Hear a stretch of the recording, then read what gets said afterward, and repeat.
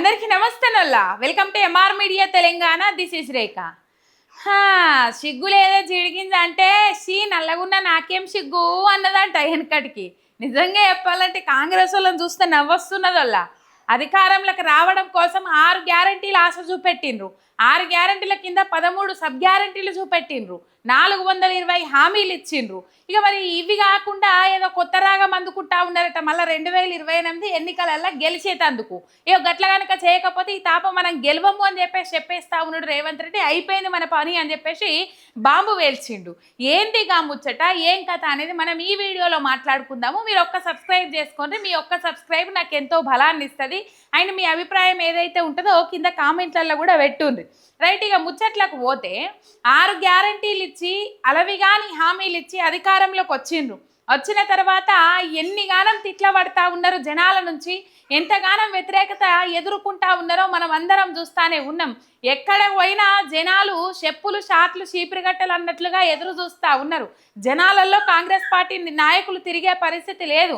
ఆఖరికి రేవంత్ రెడ్డి కాంగ్రెస్ ఎంపీలు, కాంగ్రెస్ మంత్రులు, కాంగ్రెస్ ఎమ్మెల్యేలు కూడా తిరిగే పరిస్థితి లేదు. ఇక గాలదాకా ఏం పోదాం కానీ కాళ్ళకు బలపాలు కట్టుకొని కాంగ్రెస్ పార్టీ గెలిస్తే ఇదత్తది, కాంగ్రెస్ పార్టీ గెలిస్తే అదవుతుంది, కాంగ్రెస్ పార్టీ గెలిస్తే ఇట్లా చేస్తామని చెప్పేసి కాళ్ళకు బలపాలు కట్టుకొని తిరిగిన కాంగ్రెస్ కార్యకర్తలు కూడా ఇలా ఊళ్ళల్లో ముఖాలు చూపెట్టలేని పరిస్థితి. అడ్డం తడ్డం అడ్డిమార గుడ్డి దెబ్బ అన్నట్లు అధికారంలోకి వచ్చిండ్రు. అయిపోయింది. ఇప్పుడు ఏం సాకులు చూపెడతా ఉన్నారు, ఇందిరమ్మ ఇండ్లు అని చెప్పేసి. ఇందిరమ్మ ఇండ్లు ఇచ్చి కంప్లీట్ అయిన జాగాలలో అడుగు పెట్టుర్రి.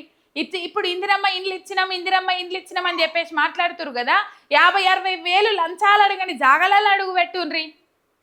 చెప్తారు ప్రజలు మీ పాలన ఎంత చక్కదనంగా ఉన్నదో, మీ కథ ఏందో, మీ లెక్క ఏందో, మీ తర్వా ఏందో, మీ పాలన ఏ విధంగా ముందడుగు పోతా ఉన్నదో, ప్రజలు ఏ విధంగా మీ మీద వ్యతిరేకత చూపెడతా ఉన్నారో. ఏ ఒక్క ఎమ్మెల్యేనన్నా ఇలా ప్రజాక్షేత్రంలో దర్జాగా కాలరెగరేసుకొని తిరిగే పరిస్థితి ఉన్నదా? దర్జాగా మళ్ళా ఎన్నికలల్లో ఓట్లు అడిగే ముఖం ఉన్నదా? ఏ ముఖం పెట్టుకొని జనాల దగ్గరికి పోతారోలా వీళ్ళు? పోయే దమ్మున్నదా? పోయే కెపాసిటీ ఉన్నదా? ఆఖరికి ముఖ్యమంత్రి రేవంత్ రెడ్డి దగ్గరనైనా ఉన్నదా? గన్మెన్లు, సెక్యూరిటీ, పెద్ద పెద్ద రోపులు, దొడ్డు మన టగ్గాఫారా అన్నట్టు అటు సగం మంది ఇటు సగం మంది పట్టుకొని లావుకుంటా రేవంత్ అన్నకు సెక్యూరిటీ కల్పించుకుంటా పోతారు కదా. ఇప్పుడు సభల కాడికి పోయినా, సమావేశాల కాడికి పోయినా గట్ల కాకుండా రేవంత్ అన్నకు జనాలల్లో తిరిగే అది ఉన్నదా? ఉంటుంది. ఏముంటుంది తెలుసా? కొంతమందికి అభిమానంతో జనాలు వచ్చి సెల్ఫీల కోసము, లేకపోతే జనాలు వచ్చి మాట్లాడడం కోసం ఎదురు చూస్తారు చూడు. గట్లాంటి వాళ్ళకు అవసరం సెక్యూరిటీ. కానీ రేవంత్ అన్నకి ఎటువంటి సెక్యూరిటీ తెలుసా? ఎవరు ఏనంగా ఏమన్నా ఇసిరేస్తారేమో అని చెప్పేసి, ఎవరు ఏ విధంగా వ్యతిరేకత వ్యక్తం చేస్తారేమో అని చెప్పేసి భయంతోనే ఫుల్ బందోబస్తు భారీ సెక్యూరిటీతో పోతాడు రేవంత్ అన్న యాడికి పోయినా. ఈ కాంగ్రెస్ పార్టీ నాయకుల పరిస్థితి కూడా గిట్లనే ఉన్నది. ఏడికి పోయినా జనాలు గల్లా బట్టి నిలదీసినంత పని చేస్తూ ఉన్నారు. ఇది అందరికీ ఎరుకున్న ముచ్చటనే. కానీ ఇంకొక కొత్త ముచ్చట ఏంటంటే, నిన్న రేవంత్ రెడ్డి వచ్చిండు కదా ఢిల్లీ అని వచ్చింది. కానీ అమెరికా పర్యటన రద్దయింది కదా. కేంద్రం దగ్గర 15 రోజుల ముందుగానే ఏంది ఏం కథ, ఎందుకు పోతాను అని చెప్పేసి. కానీ పాకిస్తాన్ను అభిమానించే వ్యక్తిని కలవడం కోసం పోతా అని అంటే మాత్రం ఎవరు పర్మిషన్లు ఇయ్యరు. అట్లా మోడీ మీద నోరు బారేసుకున్నాడు, వచ్చిండు, ప్రెస్ మీట్ పెట్టిండు. ఆ అమెరికా పర్యటన రద్దయింది. ఇక ఢిల్లీకి 75-76 సార్లు వాయే కదా. అందుకే ఆ అలవాట్లో పొరపాటు అన్నట్టు ఢిల్లీ అని చెప్పేసి వస్తుంది. కానీ మొత్తం మీద లండన్కి పోయి లండన్లో ఒక ముచ్చట కూడా బయటకు వచ్చింది. కేసీఆర్ ఆనవాళ్ళు లేకుండా చేస్తా, కేసీఆర్ ఆనవాళ్ళు జరిపేస్తా అని చెప్పేసి మాట్లాడిండు కదా. ఆ లండన్లో అంబేద్కర్ హౌస్ ఏదైతే ఉన్నదో దాన్ని పరిశీలించిండ్రు, దాన్ని చూసిండ్రు. అక్కడ కూడా ఇక్కడ ఏదైతే మనం నగరం నడిబొడ్డున 125 అడుగుల అంబేద్కర్ విగ్రహాన్ని కేసీఆర్ గారు ఏర్పాటు చేసిండ్రో గదే విగ్రహము అక్కడ ఫోటో రూపంలో దర్శనం ఇచ్చింది. అది రేవంత్ రెడ్డి వెనుకనే గోడ మీద కనబడ్డది ఆ విగ్రహం ఫోటో. ఇక చెప్పు ఏడవైన కేసీఆర్ ఆనవాళ్ళే ఎంటబడుతుంటే కేసీఆర్ ఆనవాళ్ళు జరిపేస్తా అనుడు రేవంత్ రెడ్డి చిత్రం అనుకోవాలి జనాలు. ఇప్పటికైనా ఆ ముచ్చట్లు మానుకుంటే మంచిదని చెప్పేసి చాలా మంది మాట్లాడుకుంటా ఉన్నారు.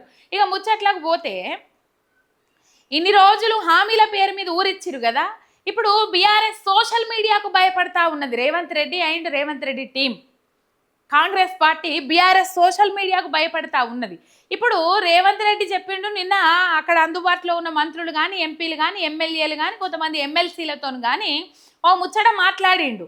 చంద్రబాబు నాయుడు మోడీ సోషల్ మీడియాలో యాక్టివ్గా ఉంటారు, ట్విట్టరు అండ్ ఈ ఫేస్బుక్ పాతబడిపోయినాయి, ఇది జెన్జీ యుగము, సాంకేతిక పరిజ్ఞానం టెక్నాలజీని వాడుకొని ఇప్పుడు యువత అంతా ఇన్స్టాగ్రామ్లో పడ్డరు, ఇన్స్టాగ్రామ్ని మనం అజ్జేయాలి, ప్రతి ఒక్క నియోజకవర్గంలో ప్రతి ఒక్క ఎమ్మెల్యే ప్రతి ఒక్క మంత్రి ప్రతి ఒక్క ఎంపీ ఇన్స్టాగ్రామ్ అకౌంట్లను ఓపెన్ చేసి వాళ్ళకు ఈ ఇన్స్టాగ్రామ్ ఎట్లా వాడాలి ఏం కథ అని చెప్పేసి క్లాసులు ఇప్పిస్తాడటనోళ్ళ. నాకైతే నవ్వొచ్చింది ఇది చూస్తే.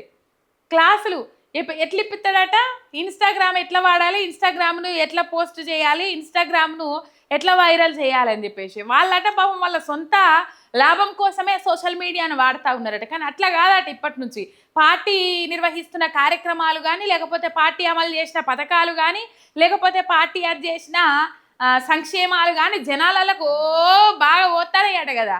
దర్వాజాలు కూడా పెద్దగా చేసుకుంటున్నారట జనాలు. మా రేవంత్ అన్న పంపిస్తున్న సంక్షేమ పథకాలు మా ఇంట్లో దాకా వస్తలేవు అని చెప్పేసి, అయ్యో ఎప్పుడు ఏ అర్ధమరాత్రి వచ్చి పడతాయో అని చెప్పేసి పాపం జనాలు దర్వాజాలు కూడా పెట్టుకోకుండానే అంటుర్రట, పడుకుంటుర్రట.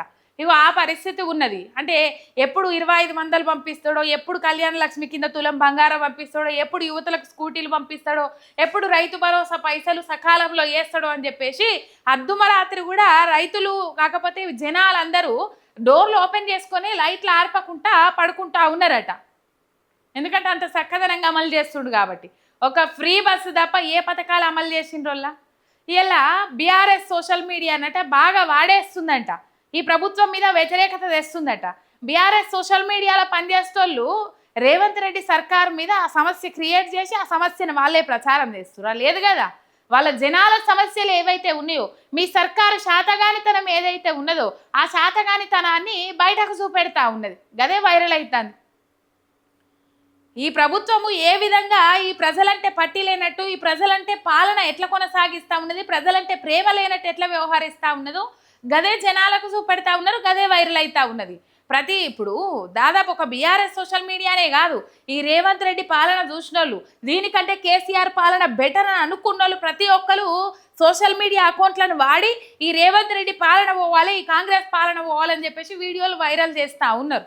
ఇక దానికట్ట వీళ్ళు బీఆర్ఎస్ సోషల్ మీడియా ఎక్కువ వాడుతూ ఉన్నది, మనం కూడా ఎక్కువ సోషల్ మీడియాను వాడాలి లేకపోతే ఆగమవుతాము అని చెప్పేసి. ఇప్పుడు కొంతమంది సన్నాసులు, కొందరు తెలివిగల్లోళ్ళు, కొంతమంది మేధావులు బీఆర్ఎస్ సోషల్ మీడియానే వాడుకుంటుంది, బీఆర్ఎస్ సోషల్ మీడియాలని ఎక్కువ కాలం వెళ్ళదీస్తూ ఉన్నది, బీఆర్ఎస్ సోషల్ మీడియానే నమ్ముకొని ఉన్నది అని చెప్పేసి చాలామంది, కొంతమంది కాంగ్రెస్ నాయకులు, కొంతమంది కాంగ్రెస్ కార్యకర్తలు, ఇప్పటికీ కాంగ్రెస్ చిన్న చిన్న బుడ్డ లీడర్లు కూడా మాట్లాడతారు. మరి ఇవాళ వాళ్ళందరూ ముఖాలు ఎడబెట్టుకుంటారో చెప్పాలి, వాళ్ళందరూ ముఖాలు ఏడ చూపించుకుంటారో చెప్పాలి. వాడే విధంగా వాడితే పర్లే. మళ్ళా ఇప్పుడు ఈ మధ్యకాలంలో అన్ని రేవంత్ అన్నకు బూమరాంగే అవుతా ఉన్నాయి. అంటే సోషల్ మీడియాని ఎదుర్కోవడం అంటే ఇట్లనా అని చెప్పేసి ఏదైనా తెలంగాణ దొంగలు అని చెప్పేసి క్యారెక్టర్ అసాసినేషన్ చేస్తూ ఉన్నారు కావాల్సుకొని. కేటీఆర్కి ఒక పేరు పెట్టి, కేసీఆర్కి ఒక పేరు పెట్టి, హరీష్ రావుకి ఒక పేరు పెట్టి క్యారెక్టర్ అసాసినేషన్ చేస్తూ ఉన్నారు. రాజకీయాలు అన్నాక విమర్శలకు ప్రతి విమర్శలు ఉంటాయి, ప్రతి విమర్శలకు మళ్ళీ విమర్శలు ఉంటాయి, కానీ వ్యక్తిగత టార్గెట్ అనేది ఉండదు. రాజకీయాలలో ఎప్పటికీ శాశ్వత శత్రువులు ఉండరు. కానీ వీళ్ళు ఏం చేస్తూ ఉన్నారు, బీఆర్ఎస్ సోషల్ మీడియాని ఎదుర్కోలేక, వీళ్ళు చేసిన పథకాలు ఏమి లేక, చెప్పేదానికి ఏం లేక ఏం చేస్తూ ఉన్నారంటే మొత్తం మీద బురద చల్లుతూ ఉన్నారు. ఈ బురద చల్లే రాజకీయాలే. ఇప్పుడు వీళ్ళ చేతుల దగ్గర ఏమున్నదోల్లా, వీళ్ళు చేయాల్సింది ఏంది, ప్రజలకు ఇచ్చిన 6 గ్యారంటీలు అమలు చేస్తే మా సొంటలం పోయి ఎట్లున్నదక్క రేవంత్ రెడ్డి పాలన, ఎట్లున్నది కాంగ్రెస్ పాలన అంటే, అయ్యా ఆయన కడుపు చల్లగుండా మహిళలకు ఇస్తాన్ని 25,000 ఇచ్చిండు, మహిళలకు ఇస్తామన్న తులం బంగారం ఇచ్చిండు, యువతలకు ఇస్తామన్న స్కూటీలు ఇచ్చిండు, విద్యార్థులకు 5 లక్షల విద్యా భరోసా కార్డు ఇచ్చిండు, లేకపోతే రైతు బంధు సకాలంలో ఒక్క విడత కూడా ఎగ్గొట్టకుండా ఇచ్చిండు, కేసీఆర్ కట్ట 2,000 పెంచి ఇచ్చిండు, రైతులకు 2 లక్షల ఏకకాల రుణమాఫీ చేస్తా అని చెప్పి ఏకకాల రుణమాఫీ చేసి పడేసిండు. ఇందిరమ్మ ఇళ్లలో 1 రూపాయి కూడా ఆశించకుండా ఎప్పుడు మొదలు పెట్టినాక 2-3 నెలలకే బిల్లులన్నీ పడ్డాయి అని చెప్పేసి దీవనార్తులు పెడతారు. ఊళ్ళకు నువ్వు అడుగు పెడుతున్నావంటే మంగళారతి పడతారు. కానీ ఇలా పరిస్థితి లేదు అంటే నువ్వు ఇవన్నీ చేయలేకపోతా ఉన్నావు. ఇవన్నీ చేస్తే ప్రత్యేకంగా నీకు సోషల్ మీడియా అవసరం లేదు. వాళ్ళే ఒక్కొక్క ఇంటికి ఒక్కొక్క పథకం చేరితే ఇంట్లో మహిళలనే చూసుకోండి. 18 సంవత్సరాలు నిండిన ప్రతి మహిళకు 2500 రూపాయలు నెలకు గవర్నమెంట్ జీతాలు పడ్డట్టు టెన్షన్గా ఖాతాలలో పడిపోతాయి అని చెప్పేసి మాట ఇచ్చినావు కదా. ఇలా మైకు పెట్టినప్పుడు వాళ్ళే మాట్లాడతారు. 2500 రూపాయలు మాకు నెలకు ఖాతాలలో వేస్తురు అని చెప్పేసి వాళ్ళే మాట్లాడతారు. కానీ ఇలా పరిస్థితి ఏంది? మైకు పెడితే చాలు ఎట్లున్నది పెద్దవ్వ రేవంత్ రెడ్డి పాలన, 4000 పింఛన్ ఇస్తానన్నాడు కదంటే అవ్వ ఏం బూతులు. ఏ ముఖ్యమంత్రిని కూడా ఇన్ని బూతులు తిట్టినోళ్ళు చరిత్రలో ఎవ్వరు కూడా లేరోళ్ళ. ఇన్ని బూతులు పడ్డోళ్ళు చరిత్రలో ఎవ్వరు కూడా లేరు. ప్రత్యేకంగా మీకు సోషల్ మీడియా పెట్టుకోవాల్సిన అవసరం లేదు, ప్రత్యేకంగా మీరు సోషల్ మీడియాలో చేయాల్సిన అవసరం లేదు. జనాలే మిమ్మల్ని ఆకాశానికి ఎత్తుతారు. ఇలా కేసీఆర్ పాలన బెటరు రేవంత్ రెడ్డి పాలన కంటే అంటే ఎందుకు చెప్తా ఉన్నారు? నీకంటే కేసీఆర్ బెటర్గా చేసిండు కాబట్టి, మీకంటే కేసీఆర్ మంచిగా చేసిండ్రు కాబట్టి ఈయన పథకాలను కూడా మేనిఫెస్టోలో పెట్టని పథకాలను కూడా అమలు చేసిర్రు కాబట్టి ఇప్పుడు ఆ పథకాలకు మంగళం వాడితే ప్రజల జీవన విధానం మెరుగుపరిచేది లేకపోయి ఏమనంటే భూముల మీద వరుడు, భూముల చుట్టూ తిరుగుడు, సూర్యుని చుట్టూ తిరగడం ఎంత నిజమో ఇలా రేవంత్ రెడ్డి భూముల చుట్టూ తిరగడం అంతే నిజమని చెప్పి చాలా మంది మాట్లాడుతూ ఉన్నారు. మాజీ మంత్రి హరీష్ రావు గారు కూడా మాట్లాడుతూ ఉన్నారు. మొత్తం మీద ఇక్కడ వీళ్ళట సోషల్ మీడియాని అది చేస్తారట. మీకు శాతనైతే మీరు చేసిన పథకాలు ఏవైతే ఉన్నాయో అవి జనాలకి తీసుకుపోండ్రి. ఉన్నాయా చెప్పుకోనికి ఒక ఫ్రీ బస్సు తప్ప. ఫ్రీ బస్సు ముచ్చట తీస్తే ఎవడేమన్నాడు వాడిని ఫ్రీ బస్సు అని మాట్లాడతారప్ప. అబ్బా మా రేవంత్ అన్న మంచిగా పెట్టిండు ఫ్రీ బస్సు అని చెప్పేసి ఏ ఒక్క మహిళ కూడా చెప్పదు. రోజు డ్యూటీ చేసుకున్న వాళ్ళు అక్కడక్కడ కావచ్చు కానీ ఏ ఒక్క మహిళ కూడా గ్రామీణ ప్రాంతాల్లో చెప్పరు. ఈ 22A నిషేధిత జాబితా అని చెప్పేసి ఓటు తీసుకొస్తేవి. 97 జీవో పాలిటెక్నిక్ స్టూడెంట్స్ వాళ్ళు అట్లా తిప్పల పడబడుతుంది పట్టే. ఇటు ఆర్టీసీ భూములు గుంజుకోబడుతుంది, రైతులను ఆ విధంగా ఇబ్బంది పెట్టబడుతుంది, నీళ్ళకి కొరత తీసుకురాబడుతుంది. ఇవన్నీ పక్కకు పెట్టాడ సోషల్ మీడియాలో వీళ్ళు యాక్టివ్ ఉన్నారనట, వాళ్ళను యాక్టివ్ చేస్తారట. ఇగొగ్గి ఎంపీ పాపం మొన్న చూసినాం కదా రేవంత్ అన్న బలగం. ఈ ఎంపీ ఉన్నాడు కదా ఎంపీ శ్యామల, ఈ ఎంపీ శ్యామల ఏమో చెప్తాండు ఒకసారి మీరు వినుండ్రి. ఇంకొక పర్టికులర్గా మీరు సోషల్ మీడియా బ్యాచ్ని తయారు చేసుకోవాల్సిన అవసరం లేదు. మీరు ఇచ్చిన హామీలు ఏవైతే అవి అమలు చేయడానికి అంతే.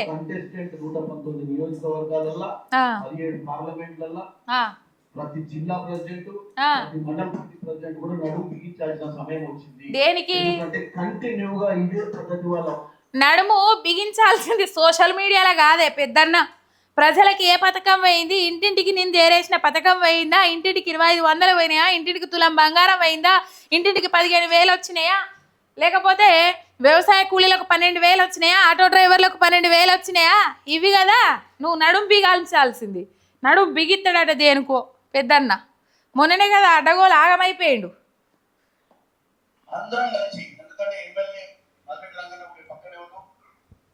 మనకున్నటువంటి ఎమ్మెల్యేలు అలాగే కాన్స్టిట్యున్సీ ఇన్ఛార్జ్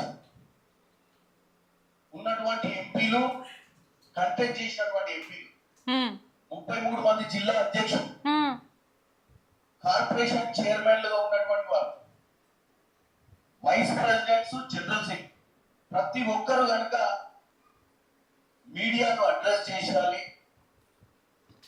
ప్రతిరోజు ఏదైతే ప్రతిపక్షాలు దారుణమైనటువంటి అబద్ధాలతో దాడి చేసినప్పుడు వాళ్ళు అబద్ధాలు ఆడుతురు కానీ మరి నువ్వు చేసిన నువ్వద్దేదో చూపెట్టు.